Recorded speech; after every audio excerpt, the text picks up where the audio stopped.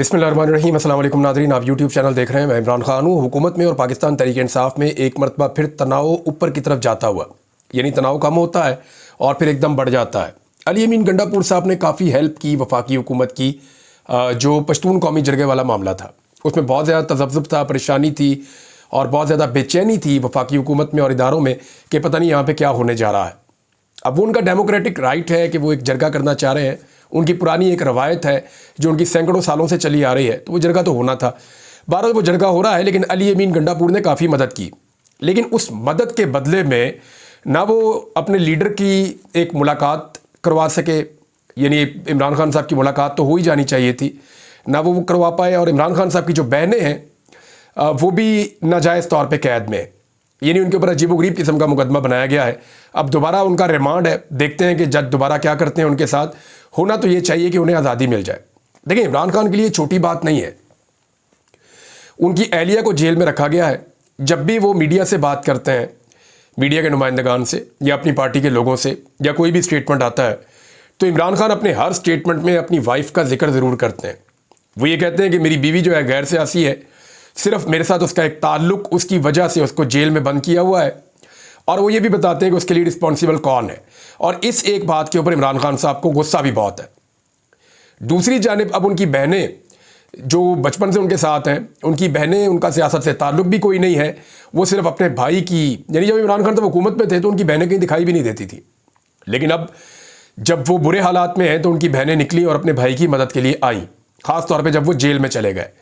तो अब वो जो उनकी बहनें हैं उनको गिरफ्तार किया जाना ये बहुत बड़ी ज़्यादती है, जुल्म है। कोई आम भाई भी जो है वो ये बर्दाश्त नहीं करेगा, और इमरान खान जैसा आदमी, उसके लिए ये रेड लाइन है जिसको क्रॉस किया गया है। तो इसका इमरान खान साहब क्या रद्द-ए-अमल देते हैं, ये भी आप आने वाले दिनों में देखेंगे। अब यहाँ पे दो मौक़िफ़ है। एक मौक़िफ़ है पाकिस्तान तहरीक-ए-इंसाफ का और एक मौक़िफ़ है फेडरल गवर्नमेंट का।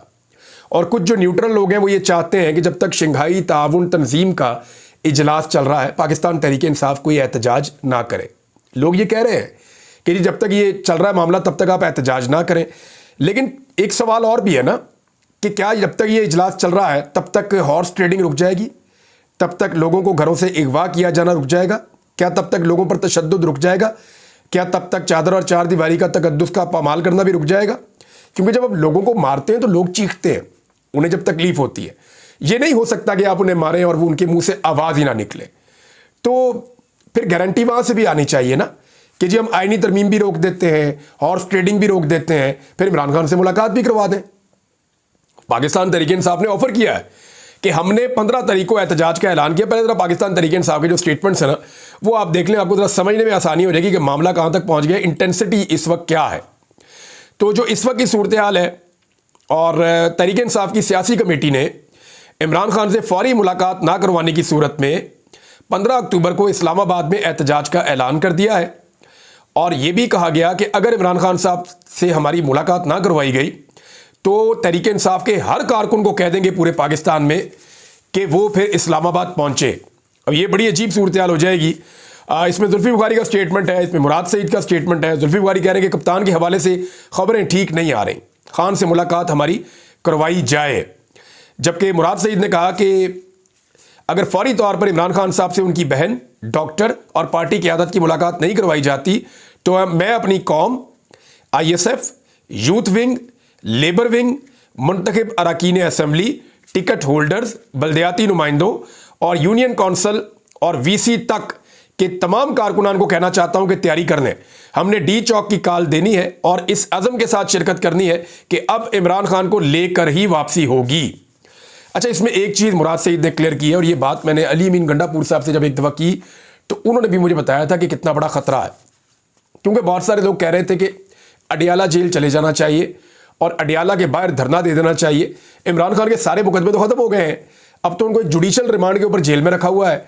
तो ये बहुत बड़ी ज़्यादती है, उनको बेल मिले, वो बाहर आए। तो ये ज़्यादती के खिलाफ खड़े होने के लिए कारकुनों को चाहिए कि वो अडियाला जाए, वहाँ जाकर धरना दे दें, उधर जाकर बैठे। तो इस पर मुझे अली अमीन गंडापुर ने एक बात कही थी। उन्होंने कहा था जी कि ये इससे इमरान खान साहब की जान को खतरा हो सकता है।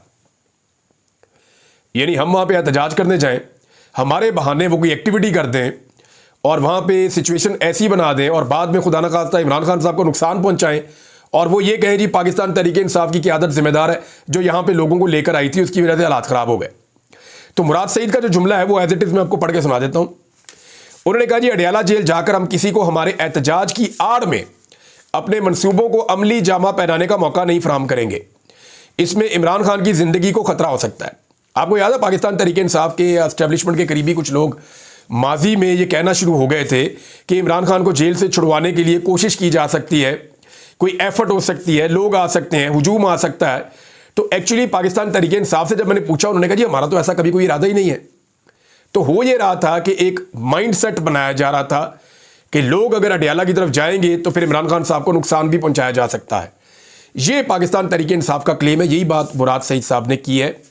उन्होंने कहा जी फौरी तौर पर इमरान खान की खैरियत की खबर या डी चौक पर अवामी एहतजाज, यानी इसके अलावा हमारे पास कोई रास्ता नहीं है।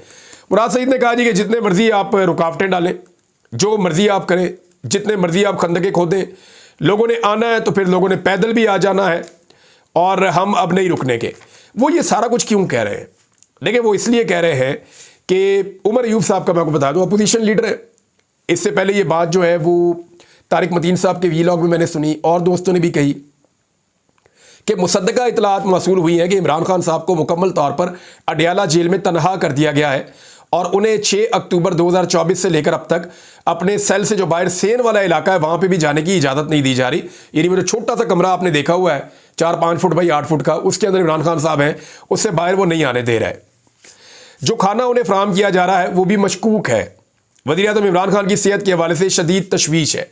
अब इसमें जो बताया जा रहा है वो ये है कि इमरान खान साहब के एक दांत में दर्द हुई थी और वो दांत में दर्द जब होती है आपको ज़्यादा तो बाद वक़्त आपको इन्फेक्शन हो जाती है।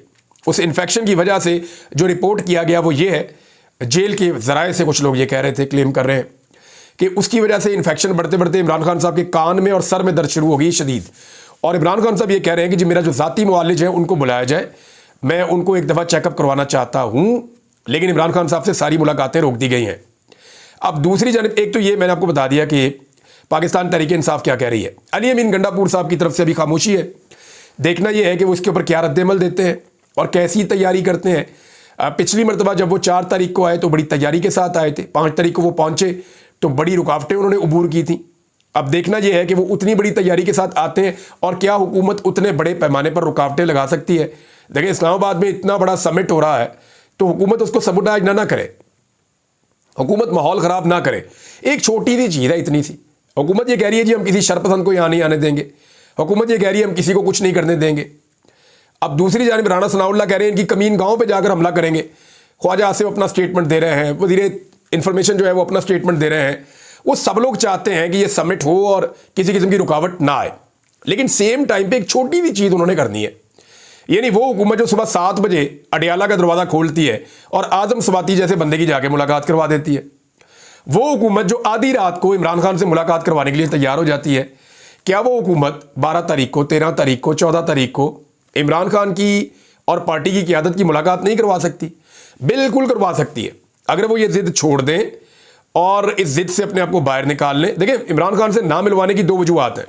एक, जो कुछ डी चौक में हुआ, जो कुछ अली अमीन गंडापुर साहब के साथ हुआ, इस मामले पे इमरान खान साहब का फौरी रिएक्शन ना आ जाए, नंबर 1। नंबर 2, आईनी तरमीम के हवाले से इमरान खान साहब कोई नया लाया अमल ना दे दे। ये 2 चीज़ें बहुत इंपॉर्टेंट हैं। तो इस वजह से ताकि आईनी तरमीम कर ली जाए, इमरान खान साहब को कैद तन्हाई में रखा गया है। अब सिर्फ एक मुलाकात करवानी है, कोई फ़र्क नहीं पड़ता। इमरान खान साहब की एक बहन है, उन्होंने कहा जी मेरी मुलाकात करवा दें, मुझे पता तो चले मेरा भाई किस हाल में है, नौरीन साहिबा जो हैं। अब हुकूमत के लिए इतनी सी बात है, छोटी सी, और ये पहले कई दफ़ा कर चुके हैं, छोटी सी बात है, एक मुलाकात ही करवानी है। कौन सी? वो कह रहे हैं इमरान खान साहब को रिहा कर दिया जाए। तो अगर ये मुलाकात हो जाती है तो सारा मामला जो है वो नीचे आ जाएगा। अब एक और चीज़ है, जो हॉर्स ट्रेडिंग है उसका बाजार अभी तक गर्म है और एक एमएनए है, उन्होंने तो क्लेम किया कि 70 करोड़ तक ऑफर उनको दी गई है। यानी उन्होंने अपना नाम लेकर क्लेम किया कि 70 करोड़ की ऑफर उनको दी गई। मलक शफकत ऐवान साहब ने यह कहा एक प्रोग्राम में, उन्होंने कहा जी हमारे साथियों को 1 अरब तक की ऑफर पहुंचा दी गई है। मैंने आपको बताया ना, हुकूमत इतने पैसे दे नहीं सकती, ना हुकूमत इतने पैसे देती है। मसला क्या है? मसला यह है कि जो बहुत बड़े बड़े लोग हैं, बहुत ताकतवर लोग हैं, उनकी फाइलें हुकूमत के पास होती हैं, एक फाइल पे उनको अरबों रुपए का फायदा होता है। तो अब उन्हें यह कहा गया है कि जी एमएनए खरीद के लाएं, आपके काम करवा दिए जाएंगे। मुबैना तौर पे, जो मुझे इस्लामाबाद से दोस्तों ने बताया। तो अब वो जो है एमएनएस की कोशिश कर रहे हैं, एमएनए मार्केट में अवेलेबल ही नहीं है, कई लोगों की कीमत लग रही है, इंजॉय कर रहे हैं वो, लेकिन वो बिकने के लिए तैयार नहीं है। उन्हें पता है कि वो लगड़ा घोड़ा बन जाएंगे जो किसी रेस में नहीं भाग सकेगा। उसके बाद सियासत और इज्जत उनके खानदान के लिए एक नापैद चीज बन जाएगी, ना वो कभी सियासत कर सकेंगे, ना वो कभी अपने इलाकों में इज्जत हासिल कर सकेंगे। तो अगर किसी ने सेक्रीफाइस करना है, 1,000 अरब कमाना है, 100 करोड़ 80 करोड़ कमाने, तो पैसे कमा के वो निकल जाए पाकिस्तान से बाहर, बाकी ज़िंदगी बाहर जाके गुजारे। बाकी इधर तो फिर उसका कोई फ्यूचर नहीं है पॉलिटिक्स में और बाकी चीज़ों में, और बाहर भी जहाँ जाएगा वो पाकिस्तानी उसके साथ क्या करेंगे, ये सब लोग अच्छी तरह जानते हैं।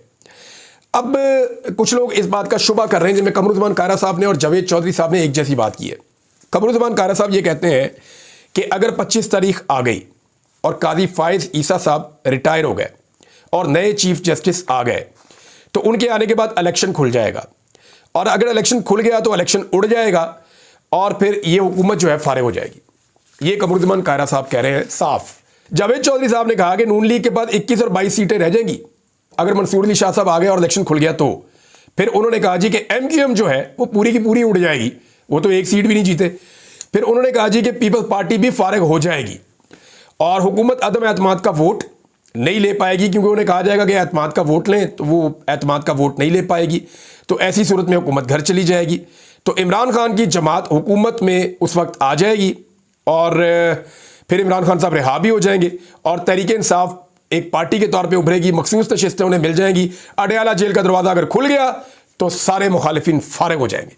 ये जनाब जावेद चौधरी साहब का भी एनालिसिस है और ठीक एनालिसिस है। काजी फायद ईसा साहब ने एक बहुत बड़ा काम किया है। एक तो देखें, फुल कोर्ट रेफरेंस होता है जब भी कोई चीफ जस्टिस जाते हैं, ये एक रवायत है, और उसमें ये कहा गया है कि रिटायरमेंट आ रही है क्योंकि काजी फायद ईसा साहब की, तो 25 तारीख को एक फुल कोर्ट रेफरेंस और एक डिनर रखा गया है। अब इसमें काजी फायद ईसा साहब ने कह दिया जी कि मैं इसमें नहीं आ रहा और इसको कैंसिल कर दिया जाए, इसलिए कि 20 लाख रुपए या 2 मिलियन रुपए, 2 मिलियन याद रखिएगा, उन्होंने कहा 2 मिलियन खर्च हो जाएगा पाकिस्तानी कौम का, तो मैं नहीं चाहता कि ये पैसे खर्च हो मुझे अलविदा कहने के लिए, तो मुझे ये फेयरवेल ना दी जाए। बहरहाल ये किया जाता है, हर जज जब जाता है तो उनको एक फेयरवेल दी जाती है, तो काजी फायद ईसा साहब ये फेयरवेल नहीं लेना चाह रहे। तो जो कोर्ट रिपोर्टर्स हैं, जर्नलिस्ट हैं, उन्होंने बताया जी वजह ये नहीं है, 20 लाख का कोई मसला नहीं है।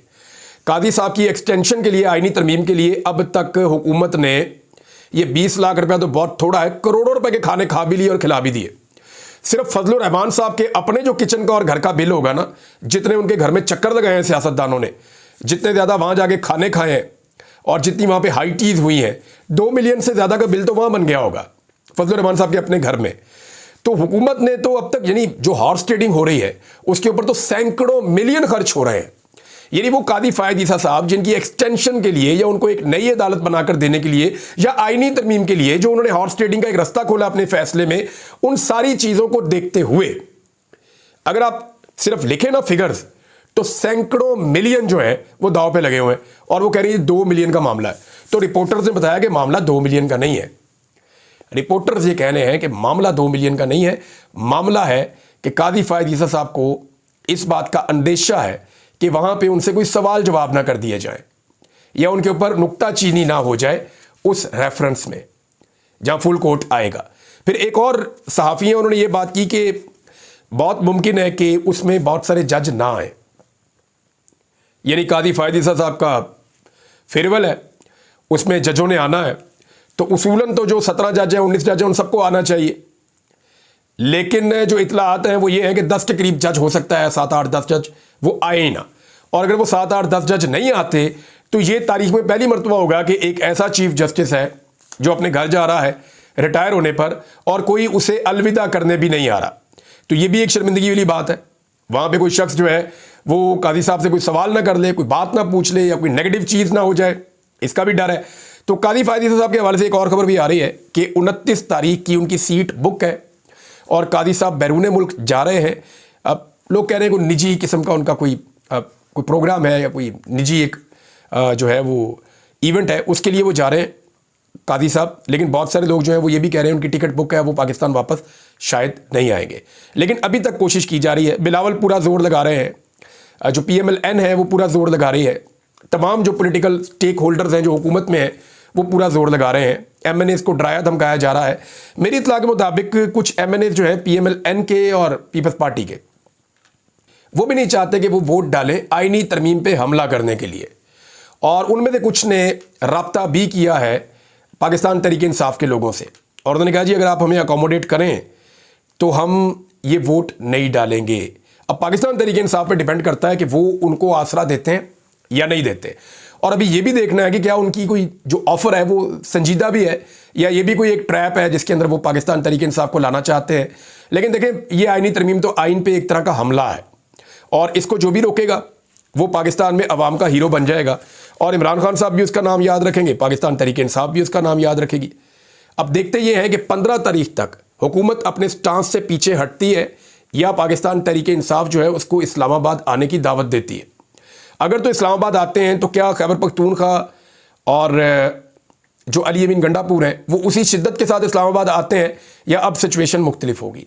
बहुत सारे सवालात हमारे ज़हन में, आपके ज़हन में भी होंगे, और बहुत सारे जवाब जो हैं वो अडयाला जेल में। जब तक इमरान खान साहब से किसी की मुलाकात नहीं होती वो जवाब भी नहीं मिलेंगे। तो अब तक के लिए इतने, अपना ख्याल रखिएगा, अपने चैनल का भी। अल्लाह हाफ़िज़।